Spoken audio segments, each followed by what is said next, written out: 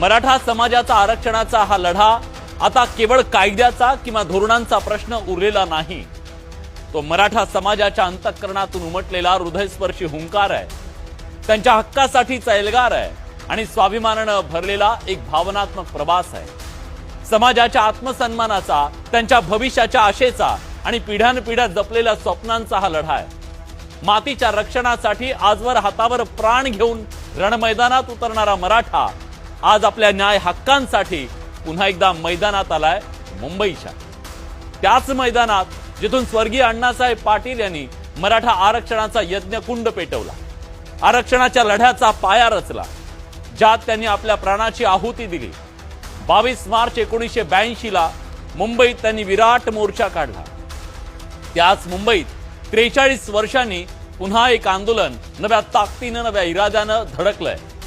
मनोज जरांगे पाटील यांच्या नेतृत्वाखाली 4 दशकांच्या आरक्षण लढ्यासाठी आजवर मराठा समाजातल्या अनेकांनी आपलं तारुण्य दिलं, खस्ता खाल्ल्या, प्रसंगी बलिदान दिलं, हजारो आंदोलनं झाली, लाखोंचे मोर्चे निघाले, पण लढाई अजून संपलेली नाही।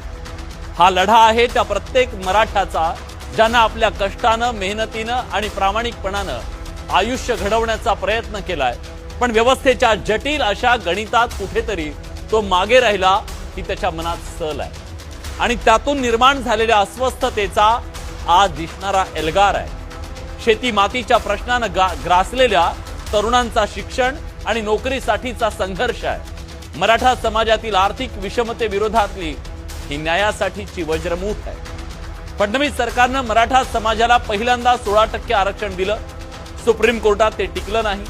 पुन्हा शिंदे सरकारनं 2024 ला 10% आरक्षण दिलं, पण मराठा समाजाला टिकाऊ आरक्षणासाठी ओबीसीतून आरक्षण हवं। मराठा समाज सरसकट कुणबीकरणाची मागणी करतोय, त्याला मराठा समाजातल्या 58 लाख कुणबी नोंदींचा आधार असल्याचं सांगितलं जात आहे, पण कायदेशीर दृष्ट्या मराठा समाजाला सरसकट कुणबी करता येईल का? कायद्याच्या कसोटीवर हे सगळं टिकू शकेल का? एखाद्या GR मधून मिळालेलं हे आरक्षण कायद्याच्या कसोटीवर कसं टिकेल, या सगळ्याची चर्चा करणं गरजेचं आहे।